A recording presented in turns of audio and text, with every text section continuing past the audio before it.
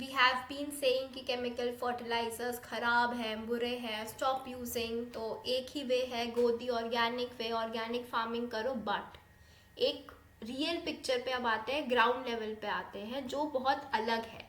Farmers don't want to use organic manures. क्यों? But हम इतने इन्वेस्ट करते हैं अपने आंसर्स में, ये अच्छे हैं, but farmers don't want it. अब इसमें प्रॉब्लम क्या है, उनको एक एक करके हम डिकोड करते हैं। First problem is usage of HYV, high yielding variety seeds. तो ग्रीन रेवोल्यूशन आया पंजाब एंड हरियाणा में, इन सीड्स का बहुत इंक्रीज हो गया। अब इन सीड्स में देखो क्या इंपॉर्टेंट है, इनका नेचर ऐसा है जो फार्मर्स को कहता है कि ना भाई तुम केमिकल फर्टिलाइजर्स में ही रहो। क्यों? क्योंकि ये हाई क्वालिटी सीड्स है, first point. So they need more water requirement. जितना ज़्यादा अच्छा क्वालिटी का सीड होगा तो उसका उतना water requirement, so water requirement is high due to their quality. Second point, they need release of high amount of nutrients. अभी high quality seeds है तो इनको high amount of nutrient supply भी चाहिए एक बार में। सो इनका जो न्यूट्रिएंट रिक्वायरमेंट है वो भी बहुत ज़्यादा है, तभी तो ये अच्छी खासी फसल हमें देंगे। हाई हील्ड ऐसे ही थोड़ी ना इनका नाम है। High amount of nutrients in soil in short span of time. ये शॉर्ट स्पैन ऑफ टाइम में चाहिए, मतलब टाइम कम से कम। अगर ये कंडीशंस मीट नहीं होती है तो क्या होगा, फेलियर हो जाएगा, फार्मर्स को बहुत बड़ा लॉस होगा। सो दे कांट अफोर्ड कि भाई चलो ऑर्गेनिक मैन्योर डाल दो। ये हो गया हमारा फर्स्ट पॉइंट। अब इसी में ही सेकेंड हम देखेंगे कि nature of chemical fertilisers. Nature of chemical fertilisers, अब वो क्या है और वो कैसे इसको इफेक्ट करता है। कि ये हाईली सॉल्युबल इन वाटर है, अच्छा तो ये वाटर के साथ ही चलेगा, हाई अमाउंट ऑफ वाटर से हाई अमाउंट ऑफ फर्टिलाइजर, और इन्हें अच्छा सा न्यूट्रिएंट सप्लाई भी देते हैं। तो जो फार्मर्स को चाहिए वो केमिकल फर्टिलाइजर्स उनको प्लेटर में लगा के दे रहे हैं कि भाई ले लो, स्पून फीडिंग है बहुत अच्छी। तो also plants absorb nutrients in water soluble form. अब प्लांट्स को भी न्यूट्रिएंट्स वाटर सॉल्युबल फॉर्म में चाहिए और ये रेडिली सॉल्युबल इन वाटर है, ठीक है। सो प्लांट्स को भी प्लांट्स इनसे बहुत ज़्यादा खुश होते हैं क्योंकि शॉर्ट स्पैन में इनकी रिक्वायरमेंट्स मीट कर गए। बट ऑर्गेनिक मैन्योर का क्या है कि it can't dissolve quickly in water, क्योंकि वो ऑर्गेनिक नेचर का है। ऑर्गेनिक जो हमारे कंपाउंड्स होते हैं वो इतने वाटर फ्रेंडली नहीं होते हैं, तो ये एक ड्रॉबैक है, ठीक है। तो ये एक रीज़न है, अंडरलाइंग मेन रीज़न, जिससे farmers are very very conservative कि उनको केमिकल फर्टिलाइजर्स ही यूज़ करने और साइंटिफिक वे में नहीं जाना है। सो हमें क्या करना है, हमें साइंटिफिक वे एक माइंडसेट लेके आना है। हमें साइंस को ऐसे उस वे में लेके जाना है कि जो फार्मर्स के जो एंड गोल्स हैं उनका भी घर चलना है, वो मीट हो। फिर हम यहाँ देखेंगे थर्ड पॉइंट में fertility of land. Fertility of land इसमें कैसे कंट्रीब्यूट करती है। एक तो लैंड है कि बिल्कुल फर्टाइल नहीं है, ठीक है, बिल्कुल ही बेकार लैंड है।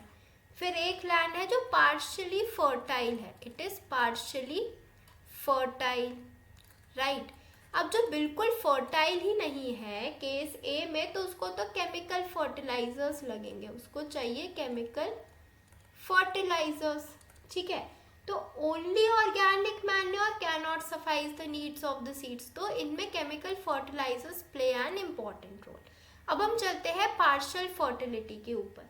There is some prior nutrients, मतलब छोटे मोटे न्यूट्रिएंट सॉइल लेके बैठा है तो उसको एक हम ऑर्गेनिक मैन्योर दे देंगे और ऊपर से तो ये ग्रो कर सकता है, इट हैज़ द पोटेंशियल।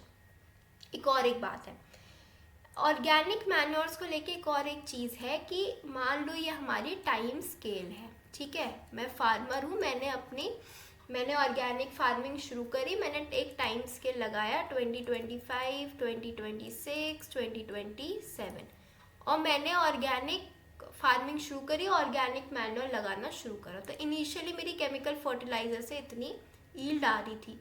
जब मैं सडनली ऑर्गेनिक वे में जाऊंगी तो मैं देखूंगी कि ड्रॉप आता है, फिर वो पेस लेता है। एक तो ये केस है।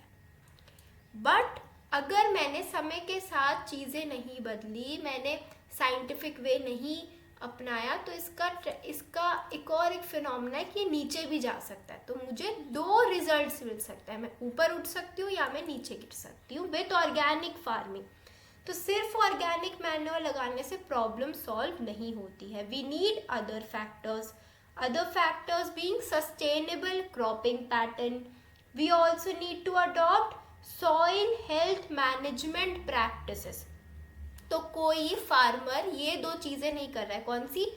सस्टेनेबल क्रॉपिंग पैटर्न नहीं है, सॉइल हेल्थ मैनेजमेंट प्रैक्टिसेस नहीं करेंगी, सो they will go the second वाला वे। उनकी फार्मिंग अच्छी नहीं चलेगी with organic farming.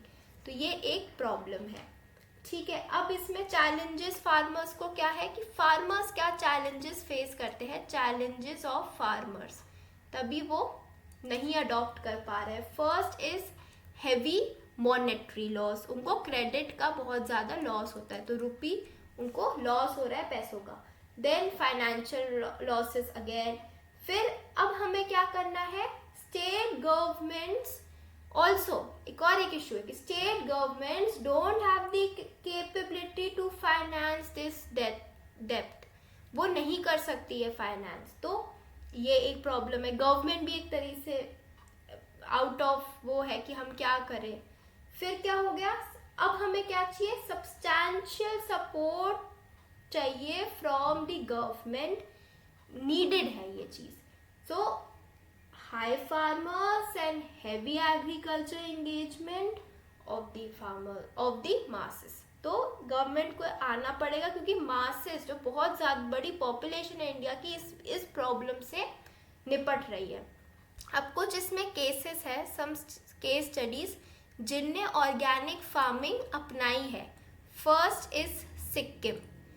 Sikkim is a complete organic state. Substantiate support from state government से मिलने के बाद it can convert to organic farming completely. But इसमें एक चीज है कि इसमें लिमिटेड नंबर ऑफ फार्मर्स है। ओवरऑल इंडिया में बहुत सारे फार्मर्स है, तो वो भी एक इशू है। बट इसका क्या है, इसमें एक प्रॉब्लम हो रही है सिक्किम में। अब हम देखेंगे, फिलहाल तो देख रहे हैं, कोई मेजर न्यूज़ नहीं है, बट ये है कि इसमें जो हमने कहा था कि हमें और भी फैक्टर्स का ध्यान रखना है, लाइक सॉइल हेल्थ मैनेजमेंट है, क्रॉपिंग पैटर्न है, तो वो इसमें अगर अनलुक जा रहा है और जाता गया तो इसका डाउनफॉल होगा इन ऑर्गेनिक फार्मिंग। फिर हमने पढ़ा था श्रीलंका का केस कि उनने ऑर्गेनिक फार्मिंग करी और वो बहुत मेजर लॉस में चले गए। तो उसमें क्या था, अब उसके क्या रीजंस थे, due to absence of buffer stocks. तो उन्हें कोई बफर स्टॉक्स नहीं रखे और सीधे उन्हें ऑर्गेनिक फार्मिंग कर दी और वहाँ फूड इनसिक्योरिटी आ गई। फिर क्वालिटी ऑफ ऑर्गेनिक मैन्योर उन्हें रिड्यूस कर दी बल्क प्रोडक्शन के चलते। तो ऑर्गेनिक मैन्योर OM की क्वालिटी रिड्यूस हो गई, तो वो सही बात नहीं है। और करेंटली फेसिंग डिक्लाइन, तभी उनके जो एग्रीकल्चर आउटपुट है वो डिक्लाइन में है।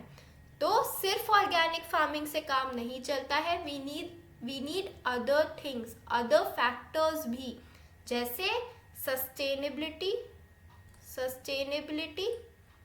इन cropping pattern and soil health management.